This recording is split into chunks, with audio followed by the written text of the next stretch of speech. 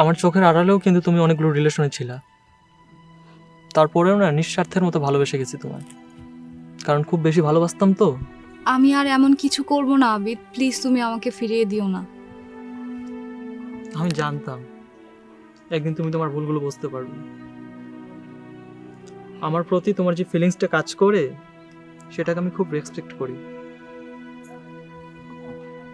আমি আর কখনো এরকম করব না। আমি তোমাকে অনেক কষ্ট দিছি না আবিদ? আমি সত্যিই খুব সরি। I am sorry.